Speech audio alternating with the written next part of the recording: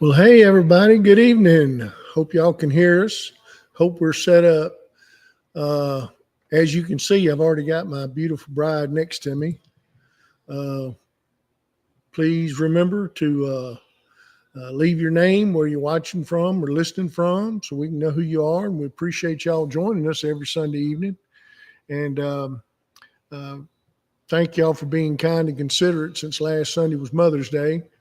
And logistically, it was just going to be tough to make it work. As y'all can see, we are side by side. Say hey, sweetie. Hey, I hope people can hear us.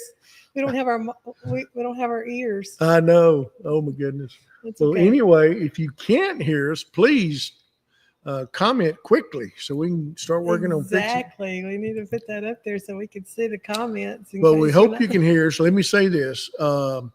As you can tell, we are in some new surroundings. Being a mobile podcaster is a challenge. We are not technically savvy. We struggle to do what we do. And boy, that leaves a lot to be desired. So anyway, we're here. We're glad you're here. Thanks for joining us. But we're excited. We skipped a week last week, and we're going to kick off. We're going to try to keep it short. As y'all know, we've tried to commit to not running over an hour. Well, don't talk about not running over an hour. Let's just don't run an hour. That's right. Let's go. Well, let me say this before we jump right into it. As I look back over that introduction, it amazes me all the things we have tried to cover, all the things that we have gleaned out of Scripture, all the things that we've expanded on, that we've tried to help people understand and know. It still, to me, it's mind-boggling that we're on podcast number 74. 74. And we've covered what we've covered, and there's so much more. Oh, yeah. To the invisible things out of Scripture that absolutely haven't even touched yet. Absolutely. So, yeah. Well, last week we went through chapter 8, and we used the opportunity to talk about Legion, the event when Jesus went across the Sea of Galilee, went into enemy territory, as we taught y'all, showed you the history and things like that, and gave you an idea of what the life and times of the people on the eastern side of the Sea of Galilee was like at the time. And that's where Jesus encountered Legion, or the man possessed by the legion of demons. Mm-hmm. And boy, it's like Snar said, we could stay on that passage for 5 or 6 straight lessons. And we will not have mined all the nuggets and gold ore out of just that passage. But we would like to think we did a good job of it. But we didn't get to do one thing, and it was to be the capstone of the lesson 2 weeks ago, and that was we were wanting to talk about the Dead Sea Scrolls. So before we get into the commissioning and sending out of the 12 disciples, we're going to cover the part we didn't get to finish last time. And the question is, what's so, first of all, have you even heard of the Dead Sea Scrolls? Do you know what they are? Well, we're going to cover them, and we're going to end the little section on the Dead Sea Scrolls by asking you this question: why does it matter? What was so beneficial to a student of the Bible that the Dead Sea Scrolls were found? So that's what we want to do. So let's kick it off. All right. We told you, podcast number 74, May 18th today. Thank y'all for joining us. And let's go to the next slide, sweetie. Okay. Here's what you need to understand. The Dead Sea Scrolls were found in the cliffs above the community of Qumran. And as you can see, it's on the northwestern shore of the Dead Sea. And this map also shows you the relationship between Jerusalem, the Jordan River, ancient Jericho, the rebuilt Jericho, that was not built on the site of the historic city, but was a few miles distant. But if you remember, one of the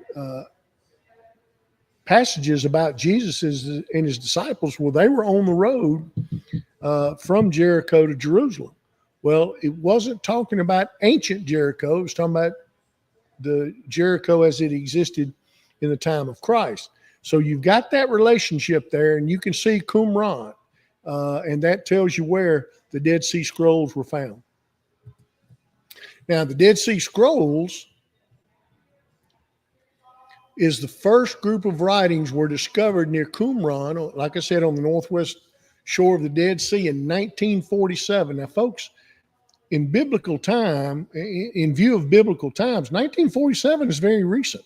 Yeah. And y'all have heard me say many times that it's like God has taken the last 100, 125, 150 years and just started revealing archaeologically so much about the Bible that bolsters Old Testament, bolsters New Testament.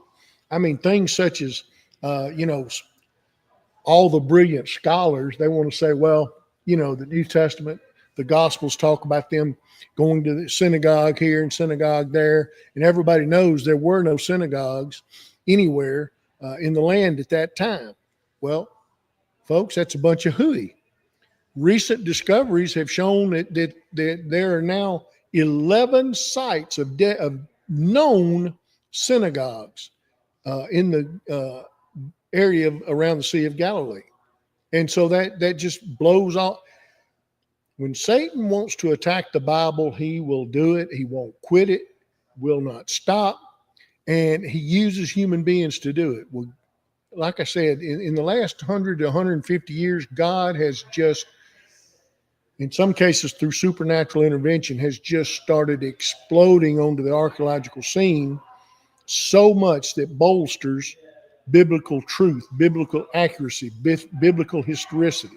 Just to put into perspective, I guess, that it's the 1950s. I mean, you think about that's right before the 1950s. We're talking about right before, like Greece and the 57 Chevrolets. And I mean, that's, that is not that long ago. Yeah, this was the decade before the decade when you and I were born. When your grandma was cute. There you go. Yeah, there you go. There you go. There you go.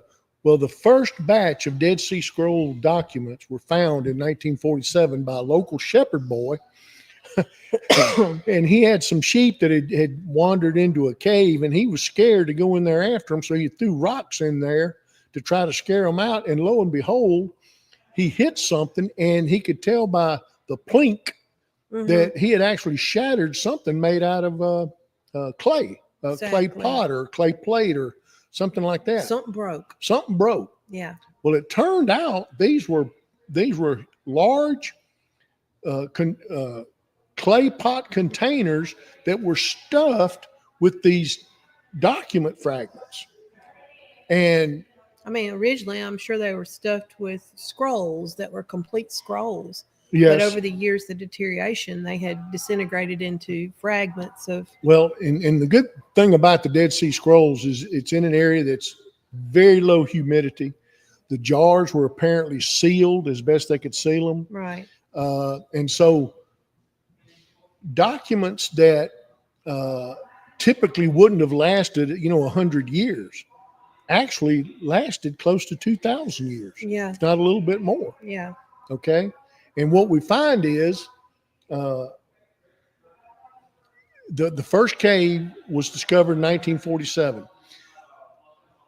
Through the next 9 years, I believe it was 1956, they had found 13 caves altogether where documents were secreted away to keep them from being captured and destroyed or burned or whatever by the Romans. And in a minute, I'll tell you why that was so important. Now, the age of the documents that are generally called the Dead Sea Scrolls was from 300 BC to around 70 AD. Okay. Your Now, little thing says to huh? 100. Do what? Your little thing says to 100. Yeah, I Okay. know. Well, there were a few that Okay. they thought dated that old, but most of them, We're within in- 70 years of the death of Jesus. yes. Okay. Well, the birth of Jesus, 70 Birth AD. of If you Jesus. remember, 70 AD is when the Romans finally destroyed Jerusalem, Yes. and Jews had to flee. Okay. And so, That explains that. yeah. Now, did they sneak in and have access? Well, like I said, almost to a document, 70 AD is, and again, it was 13 caves. And so, one I cave. got a question. Go ahead. So the openings to these caves, were they accessible to people and they just Not easily. nobody went in, or? Not easily, we'll show you here in just a minute. Okay. I'd like to see a picture. Okay, well, just a minute. Let's finish this. Okay. The sizes of what was recovered, and again, it's some of the jars were still intact, some of them were broken, but mostly the documents were preserved of what was there. Okay. Was preserved so that you could tell what they were, and we'll show you in just a second. All right. What were the documents made of? Some of them were written on leather, some of them were written on papyrus, and there's one. Okay, and papyrus is made from a woody plant, a papyrus plant, right? Okay. Which could, as it's being treated and handled, it could be laid out flat to be written on, and then you couldn't fold it, but you could roll it up. Well, I mean, when you think about paper is wood, Yeah. So I mean, Right. Of course. So now here's something that you need to know. And one you were going to say, and one was. We'll show you in just a minute. Okay. But pieces, either large pieces, small pieces, whatever, of every Old Testament, book was found in the Dead Sea Scrolls collection, except for Esther. There was no copy of the book of Esther found in the Dead Sea Scrolls. Every other book, there were copies, either complete, partial, or in some cases, little thumbnail pieces of every book in the Old Testament. But they to this day, nobody's identified any scrap that was a copy of the book of Esther. But didn't they also find things that we don't have in our Bible? Oh, yeah. Yeah. We'll get to that. Okay. All right, go to the next one. Dead Sea Scrolls. The Dead Sea Scrolls. Look at those caves. Okay, where are the caves? Okay, go back to the map. Oh dear. Go back to the map. All right. If you look at the area designated as the Dead Sea, and you see Qumran, well, that's what's known as an elevation relief map. Okay. I understand that. Yeah. All right. Well, what I'm saying is Qumran itself is a community that was at the base of some pretty steep cliffs. I'm just wanting you to point out to me on this picture where the holes are, where the caves are. Well, there's a couple of them right there. Like on the right-hand side. On the right-hand side, those are the caves. Those are two of the caves wherein was found some of the Dead Sea Scrolls. So it's not a populated area in 1947. It's desert. Yeah. Only sheep and their shepherds would even be trying to do anything in this area. Okay. Historically, that it's been this way for 2,000 years. Mm-hmm. Okay. As you can see, it's not easy to. I mean, people don't just walk by there and throw the garbage out. I see that. Okay. Okay. So that's why they thought if they could get into these caves up on the hillside. Why do you think they were put in caves with no accessibility like that? Well, very little accessibility. And the reason is so that the Romans would not be okay, I tell you what, save your question because I've got a slide that's going to cover that. Okay. Okay. Okay. I got questions. I'm glad. Okay, we're not going to read that on the right, but what you're looking at, everybody, is a fragment of the book of Genesis, and it starts at Genesis 1:1. Okay? Okay. In the beginning, God created the heaven and the earth.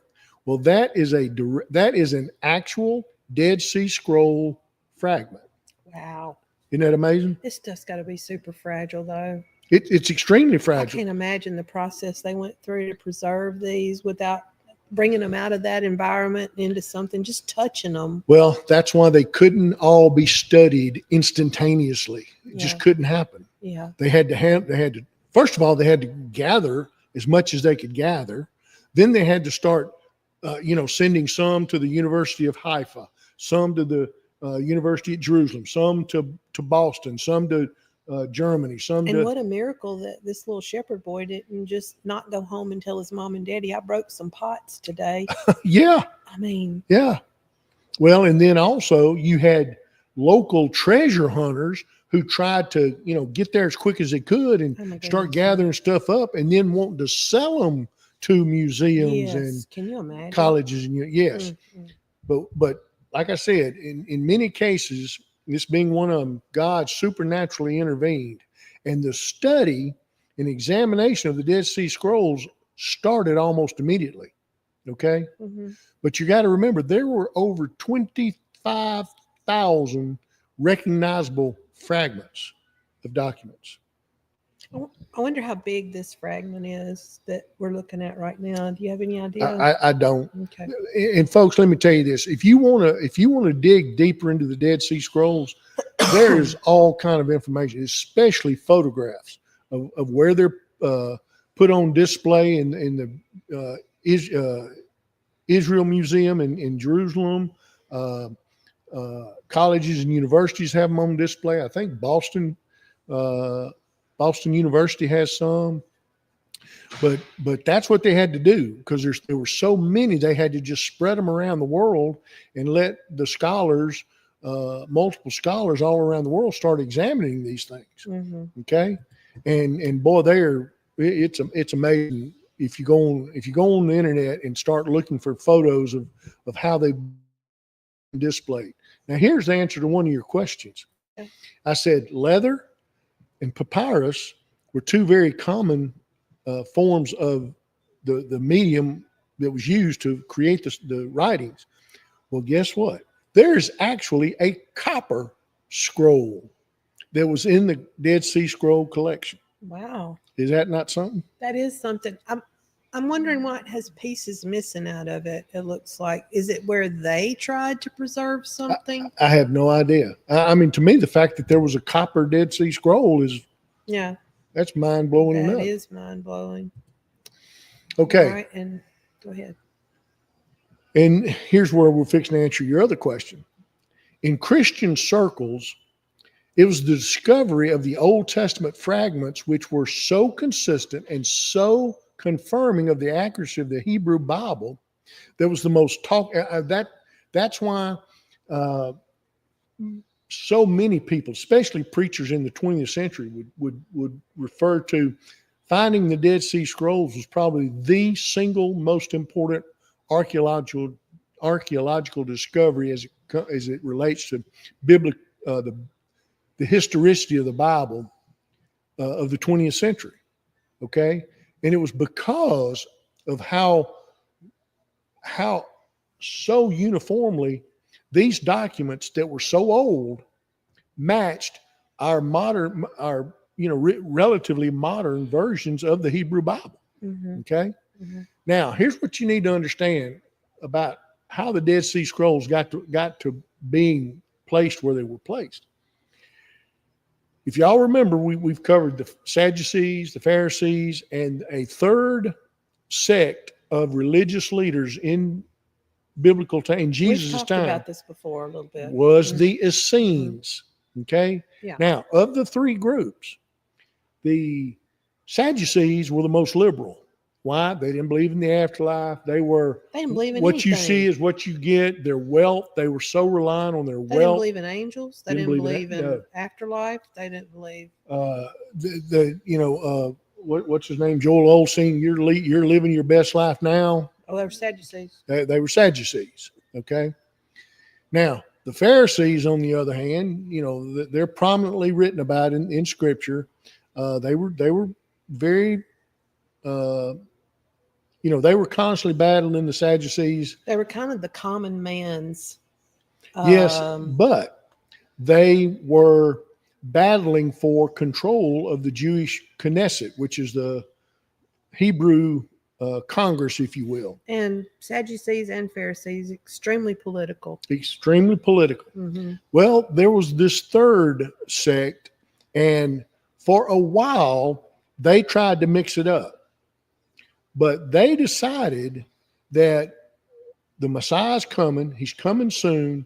He's going to throw off the Roman yoke. We don't want to be caught with the wrong group. And so the Essenes, there was a group of Essenes. Donna said they were sad, you see. Then the opposites thought they were fair, you see. There you go. Oh, goodness. Well, the Essenes, there's a documented community of Essenes up on the northern shore of the Sea of Galilee that's been found. And then you've got this community at Qumran. And what most people believe is that the Essenes, they tried to mix it up for a while, but then they pretty much withdrew from the political life that centered around Jerusalem. And so they went and basically created their own community where nobody was there but them. And like I said, there's one that's documented up on the north side of the Sea of Galilee, and then you've got this one at Qumran. Now, which one was first? Nobody's sure. Nothing of importance has been found relative to the one in the north, but this one at Qumran obviously now became famous because this is where the Dead Sea Scrolls were found. So what time frame are we looking at where the Essenes were prevalent in this area? Was this time of Jesus? In the time of in Jesus. the time of Jesus. So they were Jews, but did they realize they were Jews, that yes. Jesus had come? Did they reject him? Well, none of that is there's no writing that indicates the Essenes embraced Jesus. Embraced Jesus, no. Okay. Now, could some of the Essenes so far apart from everybody? Well, they may like not I said, have known of him. If I had to give a modern day counterpart to the Essenes, it would be the Amish. They were very strict religious. Very strict, very conservative, and they did not go looking for interaction with other Jews. Okay. And there are a lot of writings about what you had to do to be in an Essene community and things you had to observe and purifications. Well, and if you remember when we studied the baptism, remember we showed the fact that at Qumran there were stone basins where you had to ritualistically wash yourself several times a day, and it wasn't no sprinkling on the head, and it wasn't no sticking your face in the water. The baptism pool was literally a hewn out rock where the whole body had to go in. Okay. And they had to do it several times a day. So they were very strict, and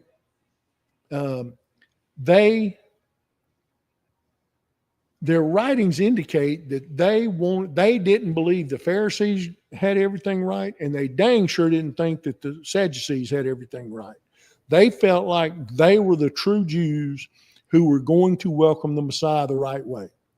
That's why they wanted to be separate and apart. They were very strict in their lifestyle, very strict in their customs and practices and things like that. So what did Donna say? That was a Bible teacher's version to teach what they were like long, long ago. And then Barbara said, that's the way I was taught to remember the difference in a Sadducee and a Pharisee too. Really? Hey, Barbara, glad you joined us tonight. Okay. Oh, my goodness. So anyway, this tells you why the Dead Sea Scrolls were put together, and that was to preserve them. And it wasn't just to preserve them, but it was to collect everything that they could possibly collect that explained who they were, why they were doing what they were doing, why they were taking the stand that they were taking of separating out of Jewish society, okay, and basically trying to stick to themselves. But as you look back on things, thankfully they did, because And again, you got to remember, Rome did not like controversy. Rome did not like zealots. Rome did not like people who might be starting a rebellion. And so the Essenes, because they kind of got weirded out, they were constantly being looked at. Mm. And so they wanted to make sure that if Rome soldiers ever came to attack them, they had preserved in writing all the stuff that they thought they needed and lived by and what they thought. So, okay. But equally important, you said, was that that there were found intermingled with biblical fragments was non-canonical documents. yes. And the non-canonical document, what Which we explain mean by what that means. non-canonical means those that were not accepted as being part of the Hebrew Do you Bible. remember the names of any of those? On the next slide. Oh, well, they're just answering all my questions. Just a second. There we go.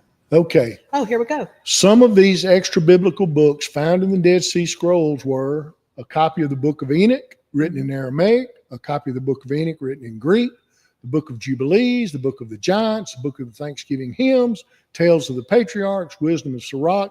We're not going to take the time tonight to try to tell you all about these books. The only one that really has mattered to us is The Book of Enoch, simply because as you'll see, that was the one that was relied on, or actually quoted by Jude, the brother of Jesus, and referred to by Peter himself. And if you look at some of the sayings of Jesus, Jesus actually paraphrased some of the sayings out of the Book of Enoch. So that's the only reason we're making a point out that. But were these books all of the extra biblical stuff? No. There were commentaries, Jewish copies of Jewish commentaries, just like we have commentaries on the Bible that we refer to that we use as reference materials. Well, they had them too. Way back then, they had them too. Okay, so commentaries on the Old Testament, legal books on Jewish law that the scribes had put together. They had fragments of those. What were some of those? Oh, daily customs and rituals. That's one of the reasons we learned about the ritual baptisms that they practiced is from the Dead Sea Scrolls. Okay. Now, here's something that you probably have never heard before, but since the discovery of the Dead Sea Scrolls in 47 and the exploration of those caves over the next 9 years, there was a big push in the archaeological community to go and start surveying all of the southern end of the Jordan River Valley to see if there were any other repositories where. So you're saying they went on looking in caves? They went looking in caves, went looking in torn down especially buildings. Probably where there were any Essenes, if they think that may have been who preserved these. Yes, and believe it or not, that's one of the reasons that we found out there was a community of Essenes on the north end of the Sea of Galilee. Okay, is because the Essenes, since the discovery of the Dead Sea Scrolls, they became. I mean, I don't know how old I was before I first even knew there was such a thing as the sect of the Essenes. Yeah. Okay, it just wasn't that widely known. The Pharisees and Sadducees were talked about in Scripture, and that's all you heard if you grew up in church. But now here's something you need to know: that what few of these additional, let's call it storage areas, storage compounds for ancient documents, they've actually found some documents that date back to when they were created. They date back to the time of King Solomon and King David. Wow. Is that not wild? That is wild. All right, go to the next one. Okay. Now, why, and this is what we wanted to get to last time, why does it matter? Why does it make a difference? Okay, here's something that you need to know. Prior to the discovery of the Dead Sea Scrolls, the oldest known copy of the Hebrew Bible was only 1,000 years old. 1,000 years old. Mm. That wasn't very old in relative times. But now, the Dead Sea Scrolls gave you actual copies of the Hebrew Bible that are 2,300 years old. Wow. And then what about the ones that are more recently discovered that date back to King David and King Solomon's time? Mm. Is that not another big wow? Mm-hmm. I mean, what a miracle that they survived. It's mind blowing. The more Satan thinks he's going to get an edge, God just shames him. That's all I can say. God just shows out. Now, here's something else that some people may not know. The versions of the Hebrew Bible that were only 1,000 years old did not contain certain passages that were contained in the exact same book, let's say Isaiah or Jeremiah or whatever. In the Dead Sea Scrolls, there were passages from 2,300 years ago that were not in the documents that were 1,000 years old. Now, there was very few. There were very few. But the pattern is that the newer documents left some stuff out. They didn't add anything, but they didn't add anything. No, they left some things out. They left some things out. Interesting. Now, I would love to see if AI could do me a list of those and see what the differences were. Mm-hmm. Yeah. All right, but here's the reason it matters the most is because we have a solid idea of what the literature was at the time between the testaments that would have been taught to Peter and Andrew's parents and grandparents, Jesus's parents and grandparents, Paul's parents and grandparents. What were they being taught? What were they hearing in the synagogue? What were they? What were being discussed in the Sanhedrin? Well, there it is, Dead Sea Scrolls. And so, we asked the question: when Jesus cast out a demon, why did the Bible not just take 21 pages and expound on that? Yeah, we wanted to know more. We wanted to know more. Well, they didn't need to know more because they had so much background, and that's what the Dead Sea Scrolls gave. Yeah. Was so much background on demons, where they came from, the fallen angels, what they did. Well, they ran into one last week. I mean the demons. I mean, a demonly possessed person. This was something they saw and recognized. They were, they didn't have to be told in great detail what that meant and what that looked like. They lived it. That's just like I keep saying. And my example is Dairy Queen. If you talk to a person, 200 years from now and you say, well, they went down to the Dairy Queen, somebody might think that was a queen of the dairy, yes, queen of the cows or something. Yes. And they wouldn't know it was an ice cream hamburger place. But we know that. We would immediately know that. It's a dispensational thing. It's about the time you're living in. Well, let me give you an example. Let me give you an example in both directions, okay? Yeah.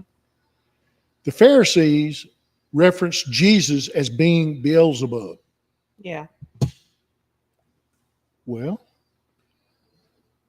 quite easily, if you know your Bible, you can look it up in the Bible and see who Beelzebub was. Yeah. And where he was first mentioned in the Bible. So that's inside the Bible. You can learn about Beelzebub. Who he is. Actually, it's Satan. Okay. It ends up being Satan. But then what about the stuff that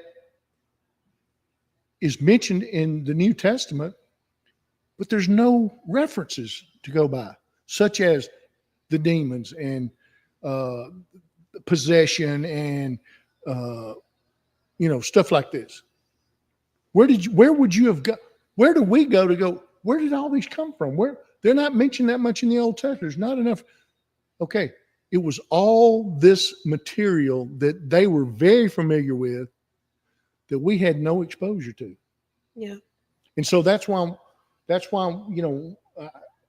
I don't know how far back it was, but the very first time we mentioned it, I said, does anybody not notice that when Jesus cast out a demon, it wasn't a big deal? It took nobody by surprise. It was just something that everybody understood and said. They would actually say things like, "Who did this? Who cast him out?" You know, Yeah. Like they want to see the man who did. They were so understanding of the background, the theology, the fact that the Genesis 3:15 seed war, all of this is so well covered by the teachings that have been uncovered in the Dead Sea Scrolls that it's not where you can dig it out of the Bible per se. But that's what, and we're fixing to show you here. Go ahead. Not to say that, the people who decided what to save and what to store and what was important couldn't make a mistake, but you have to give some weight to the things that they went to so much trouble to preserve.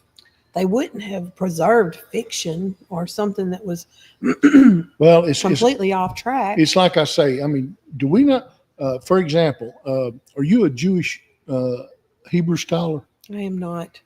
I'm not either. You're not? No. You know what I have to do? When I want to investigate, an English word that was translated from the original Hebrew, you know what? I have to rely on somebody who is a Hebrew scholar. I do too. So I have to rely on reference materials. There's a certain amount I have to give somebody credit for. Exactly. Yes, exactly. I agree. So similarly, if you'll click the next page, this is what we find. Mm-hmm. Jude, the brother of Jesus. And you know what's so miraculous about Jude and James, talking about the two brothers of Jesus that were writers of two of the books in the Bible, two people who wrote books, letters in the Bible. You know what's so miraculous? While Jesus was alive, they were embarrassed by him. They wouldn't even have much to do with him. They certainly didn't believe in his ministry, and they certainly didn't want to accept him as the Son of God. But what happened to them after they saw the resurrection? They became not only believers, they became strong believers, leaders in the New Testament church. Wasn't Jude a follower? Wasn't he a disciple? Jude? That's a different Jude. Different Jude. This is Jude, the brother of Jesus, who wrote the book of Jude. Okay? Now, Jude actually quotes the book of Enoch in Jude 1:14-15. He actually quotes it. Mm-hmm. That tells you that he was readily familiar with not just the Hebrew Bible per se, but he was familiar with the stuff he had been taught in synagogue and the stuff that his Jewish elders relied on to paint the bigger picture for him. Okay? Now, Peter referenced the theme of Genesis 6:1-4 being expanded upon by the book of Enoch in 2 Peter 2:4. For if God did not spare the angels who sinned, but cast them down to hell, and we covered that, the English word hell was actually the Greek word Tartarus, which was like super hell. Mm-hmm. We've covered that. Yes, we covered that. And delivered them into chains of darkness to be reserved for judgment. Okay? And believe it or not, Jesus paraphrased some things out of the book of Enoch. Blessed are the meek, for they shall inherit the earth. Matthew 5:5. That was pulled from the elect shall possess the light, joy, and peace, and they shall inherit the earth. That's an Enoch. Woe unto you that are rich, for you have received your consolation. That's Luke. Woe to you who are rich, for in your riches you have trusted, or have you trusted. But from your riches you shall be removed. That's Enoch. Between us and you there is a great gulf fixed. Luke 16. By a chasm are their souls separated. That comes out of Enoch. Yeah. Okay, that's one of the reasons the Dead Sea Scrolls were so important, is because it filled in so many gaps that people spent so much time prior to the discovery of the Dead Sea Scrolls just basically conjecturing about. Yeah. That was the importance of the Dead Sea Scrolls. Mm-hmm. Wow. Okay? It's good. It's good stuff. we were already on 40 minutes, but do you want to just kind of go over? I don't think we're going to get to the last part of this, which is what we were wanting to get to. We can try. We could try. This is about the miracles of Jesus. And we did make a chart because we thought it might be interesting to look and see, what the miracle was, and then the location, especially of, where he did his miracles. Galilee, he heals the man with leprosy, and the centurion servant was in Capernaum. And then again, heals Peter's mother-in-law, Capernaum, heals many sick at evening, Capernaum, and heals paralytic lowered through the roof. That was Capernaum. And you remember Mary and Martha and Lazarus lived at Capernaum, right? No, they lived at Bethany. That was Bethany. What was at Capernaum? Peter, that's where Peter and them were from, and Peter's mother-in-law. That's right. Lived there. That was where they were. Peter and his wife and he mother-in-law hung out there a good bit, though. It seems like that is also, they also rejected him there, though. Mm-hmm. So let's see what else we got. He healed the woman with the bleeding.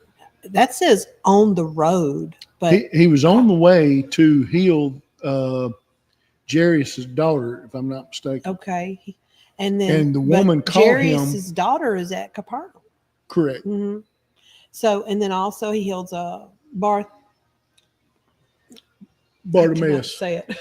At Jericho, and he heals a man born blind at Jerusalem, and then he cleanses the 10 lepers at Samaria and Galilee.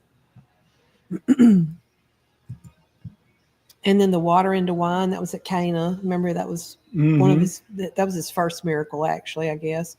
Calms the storm, Sea of Galilee, feeds 5,000. Now, folks, y'all need to understand, this is not an exhaustive list. No. We're just trying to give you examples of the categories of miracles that Jesus and this category would be power over nature. He feeds the 5,000 at Bethsaida. Bethsaida. And then he walks on the water, the Sea of Galilee again. And then the coin that's in the fish's mouth, there again at Capernaum. And he pay the taxes. And then here's the exorcisms. The demon in the synagogue, Capernaum. Gerasene demoniac. That's Legion. Legion, the Decapolis. And then the demon from the Canaanite's daughter, that was in Tyre or Sidon. That's more behind enemy lines. Right. And the demon from the mute boy was near Mount Tabor. Yeah. So that was really behind. And one thing you got to remember about the area of Samaria, you got to remember that was not an area that was like, okay, if you were going to Austin, Texas, well, you know what the city limits of Austin, Texas are, and you know everything that's inside those boundaries. Well, that, by gosh, that's city of Austin, and those are people that are citizens of Austin. Well, what you got to understand is the heavily concentration of Jewish people was around Jerusalem. And then you had pockets of Jewish settlements in Samaria, Galilee, not Samaria a lot, because remember, the Samaritans hated Jews. Jews hated Samaritans. Great friction there. Okay. So you got to understand that it was not like a geographical place where there was a lot of comfort outside of Jerusalem. I mean, you could walk 2 miles and be in the middle of nothing but Gentiles. You could walk another 5 miles and there might be a little Jewish enclave there. Now, on the eastern side of the Jordan River, there were practically no Jews left. So pretty much when you got out of the city limit area of Jerusalem, you were in Gentile territory. You could have been. You could have been. Very easily, yeah. And again, you got to remember, all of it was under Roman rule. And so Jews didn't go trying to run Gentiles out of this particular neighborhood or that particular little city or little town. All of that didn't happen. Because if any of it had been tried, the Romans would have put it down. Yeah. The Romans would have sent soldiers and stopped it immediately. Okay. Right. And so when you're trying to study, and we are going to do an in-depth study of the physical travels of Jesus in some of our future podcasts, you're going to see that. We've hit on that several times. Yeah. Yeah. Where Now there's reasons why, like when he sent the 12 out. We're about to talk about all that, aren't we? Yeah. Okay. When he sent the 12 out, he said, don't go to Gentiles. Don't go to Samaria. You go only to known Jewish places. Yeah. That's what he told the 12. I think that was scary enough for them. Yes. Well, yeah, especially as the way the Jews were already looking at them. Let's look at that Okay. later. Okay, let's go Right. finish this But first. let me say this first. But then when he sent the 72 out, he didn't put that restriction on. All right. Well, the last category we had here was raising the dead. And that was Jairus' daughter at Capernaum. And then the widow's son. Where was this one? I've got to go back and study that one. It says name, but I don't remember that being I don't a name. remember that being it. That may be a misprint. We'll have to check. Lazarus was at Bethany. Was it Was Bethany? it where Martha? All right. And there's one that's not on that list is Peter's mother-in-law. Was she dead? She was just sick. Oh, was she just sick? She was Okay. just sick. She was I'm near death. mistaken. I'm mistaken. Yeah, that was it. Okay. That was My all bad. of them.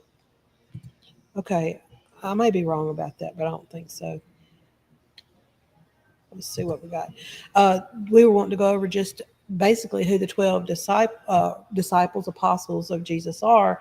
You may want to talk about the difference between disciples and apostles Okay. first. In chapter 10, the first verse refers to them as disciples. Yeah, Verse 2 refers to them. This is when he's preparing to send them out. yeah, Verse 2 refers to them as apostles. yes. What's the difference? Disciples means I'm receiving. Donna says the town was named. That name just didn't stick with me. Me either.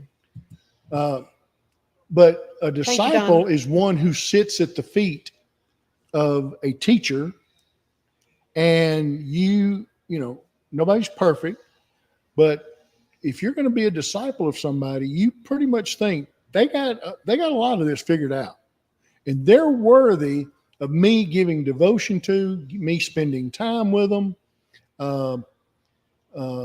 They got answers I've not been able to figure out on my own. There's somebody you're willing to follow. There you go. Okay. Now, except in Jesus' case, we do know he was perfect. Sure, So they were wise to be his disciples. sure. But when they're called apostles in verse 2, it signifies that they had been disciples to the point of, not that they were fully matured. No, they certainly were not, as we will learn as we go through. But they were to a point where they could be sent out in the name of the teacher. They were qualified. They were qualified to be sent out as representatives of the teacher. Okay. Okay. Or were they just qualified because they were qualified because he said they were qualified? They were equipped, I would say. Well, We're going to get to that. We're going to get to that. Okay. Okay. I think we are. Sorry. Yeah. So we were going to go through the individual ones and just kind of where they're from. And I hope nobody minds, but I pulled these pictures from The Chosen because so many of us have watched it and gotten to know these faces, you know, as the disciples. And it is so interesting and helpful to me because so many images you try to pull up, you think, well, that's probably not really what he looked like because they didn't have photography. And, you know, people may have tried to make an image, but who knows? Who knows? And So every single time that you find anything on a disciple that looks like it might be archaeology or it might be something, you know, authentic, they're always super elderly, or they all look kind of the same, and Mhm. and so to have these young faces and realize these are young men that are being called by Jesus to go out and do this work and to be his disciples and his apostles is helpful to me. It's yeah. helpful to me to put this in my brain. So I did use these pictures, but Simon Peter, he was originally Simon, and then Jesus renamed him Peter. The origin was Bethsaida and Galilee, Mhm. because they were fishermen. They had to be on the sea, fishermen of the Sea of Galilee. And then his death, he was martyred in Rome. He was crucified upside down. And notable facts about him: first to confess Jesus as Messiah. He's also the one that denied him 3 times before the cock crowed. But after he said, "I would never deny you, Jesus." Yeah, I'm going wherever you go. I'll die if you die. And Oh, my goodness. He didn't know who Jesus was. But, that just proves his humanity. So then Andrew, his full name, Andrew, son of Jonah, also from the same place as Peter, a fisherman. And he was martyred in Patras in AD 60 AD. He was crucified on a neck-shaped cross. Some of these, have symbols in the Catholic Church, and I know his is a cross, X cross. James the Greater, the son of Zebedee, and this is one of the 2 sons of thunder, right? Mm-hmm. And so you got to keep in mind Peter and Andrew were brothers, and then James and go ahead. He's from Galilee, fisherman. He was beheaded by Herod Agrippa in AD 44. So that happened pretty quickly. I mean, afterwards, he was one of Jesus's inner circle, if there was an inner circle. John, son of Zebedee, that's the other brother. Full name, John the Evangelist, from Galilee, fisherman. He is the only one that wasn't martyred that I know of. Right. He died of natural causes in Ephesus. And, he was the disciple that Jesus loved. Yeah, let me say this. There's a legend that some people did try to kill him by boiling him in boiling oil. Oh, goodness, I've never heard that. And he survived it. Really? That's a legend. Okay. There's no historical record that actually occurred. Okay. So the most current belief about John is he just simply died of old age. Okay. He was the traditional author of the Gospel of John and Revelation. Correct. So 2 very important books. Philip, full name, Philip the Apostle. Those of you who watch The Chosen, this is the guy that got replaced on season 4. Bethsaida, Galilee, fisherman. Tradition says he was crucified in Hierapolis. But notable facts, he's the one that introduced Nathanael to Jesus. You remember that story. Bartholomew, Nathanael, the one that he introduced. It says his name was Nathanael of Cana, but he was from Galilee. Not sure why that is. He was presumed a fisherman as well. He was martyred in Armenia, flayed and beheaded. That's horrible. Notable facts, he preached in India, Mesopotamia, and Armenia. This is all what they did after, pretty much. Thomas, remember him? He was doubting Thomas. I don't know, what does Didymus mean? I'm not sure. I'm not. Everybody always says that is his full name is Thomas or Didymus. I don't know if that's some special significance. If anybody knows, make a comment. Fisherman, he was martyred in India. He was speared. He's the doubting Thomas that had to put his fingers in Jesus's wounds. Felt his wrist in his side. Right. Matthew, Levi the tax collector, Capernaum, Galilee, tax collector, possibly martyred in Ethiopia or Persia. He's the author of the Gospel of Matthew. Now, before we go to the next one, here's something I want to tell everybody, when you read commentaries about Matthew and the fact that Matthew was called to be one of Jesus' disciples, they refer to Matthew as being a living embodiment of being saved from a curse like leprosy. Because being a leper, you were an outcast, you were unclean, you couldn't have normal relations. Everybody, including your family, would disown you. And the best that you could hope was somebody might leave you some food in an undisclosed location or a hidden location for you to come and get it. If you were a leper, yes. If you were a leper. Well, certain commentaries, and to me, it's so brilliant how they write the commentaries. They say that's what Matthew was. Matthew was a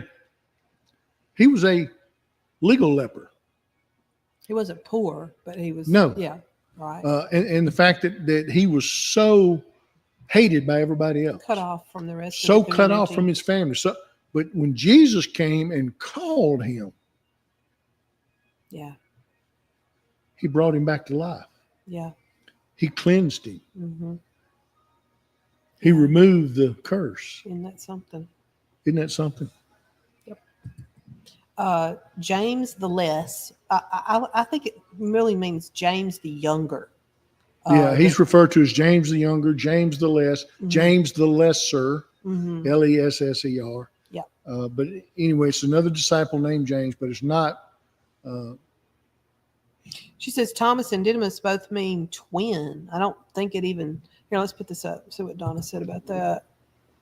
I don't think it ever tells you who his twin was or if the twin was a believer. Didymus is Greek for his common Aramaic name of Thomas. She has a brother named Thomas. This is from a name search. That's interesting. That's very interesting. That is interesting. Okay, thank you. Anyway, he was martyred in Jerusalem, and he's often confused with James the Just. Who is James the Just? Well, people need to understand what were names that were common. What are some names common now to westernized people in the United States? Yeah. Okay. It wouldn't be unheard of for men to have names that were common names, especially of.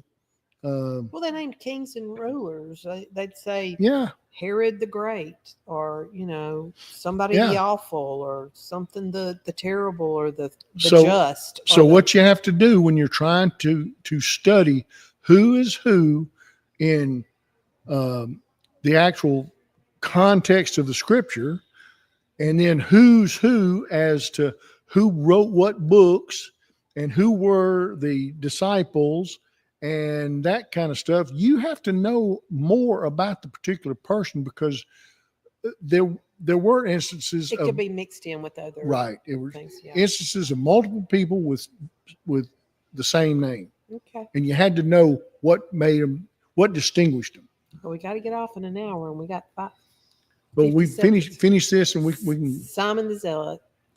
And tell them just real quick what a zealot was. It was a person who. He's on fire. He's constantly on fire. Well, that's what he's a firebrand. But it was actually a sect, wasn't it? It was a group, and they fought for the Messiah, the coming of the Messiah. They were like ninja warriors who kept themselves physically prepared, because as soon as the military Messiah showed up, they wanted to rush to join his army. That's what they were believing. Yeah, and I don't know why it says he was likely a fisherman. They put a fisherman by every person here. But it says he was martyred, possibly sawed in half. I know his symbol is a saw. Preached with Jude in Persia. Jude, Thaddeus, brother of James the Less, from Galilee. But not the brother of Jesus, who was named Jude. Okay. once they said it was not specified what his occupation was. He was martyred in Persia, Armenia, beaten to death. He was the author of the Epistle of Jude. He wrote Jude. No. That's what this says. I know what that says. Is that wrong? Most people say that was wrong. The author of the book of Jude was the brother of Jesus. But why wouldn't it have been one of his apostles? That makes more sense to me. Because the apostles believed in Jesus before the crucifixion and resurrection. Yeah. His brothers did not. His brothers scoffed at him. I understand that, but it still makes more sense to me that this Jude would have written. Well, that's why some people want to claim it. But the evidence shows that it wasn't this Jude, Thaddeus, that wrote the book of Jude. Something to research. Yes. Okay. Judas Iscariot, the betrayer, he's the one that betrayed Jesus with a kiss for 30 silver coins. He was also the treasurer of the 12. He kept the purse. He kept the money. But he did commit suicide after he betrayed Jesus. So that's how he died. I think that's where we need to end. That's a good stopping point. We were going to get into that a little more, but that's kind of the subject of the podcast. We didn't make it to the subject. Well, and that's okay. Instead of us trying to compress it down and do it too fast, we can expand on it now that we've got the background. Okay. Plus the disciples. And Donna says she agrees with me. But that's what all the research I've dug up says. It was the brother of Jesus that wrote Jude. And one of the things that made it so remarkable is how, as much as he scoffed, as much as he belittled his brother, as much as he discounted his brother, and John did too, or was it James, I mean, they got on fire once their mama came back and told them that she just witnessed their brother being crucified. And then when the resurrection happened, they're going, oh my gosh, how wrong could we have been? Okay. And so that really convicted them to the quick. Okay. And they became super, super huge forces of drive and accomplishment in the early church. All righty. Well, we'll see them next week then. All right. Thank y'all. And look, please forgive us as we're trying to, as y'all know, Sonora is a world famous artist. And we are at a location in South Central Texas, and we're still trying to make sure we can bring you these podcasts. And so there she is. You see that humble grin she's got? Okay. So anyway, thank you. It's not an ordeal. Let me say this: we're much more comfortable when we're home. We've got everything set up, because when we're trying to do something in a new location, we have to recreate all our connections, internet. I hope everybody could hear us. All that stuff. We did the best we could. We do the best we can. All right. Love y'all. Thank you so much.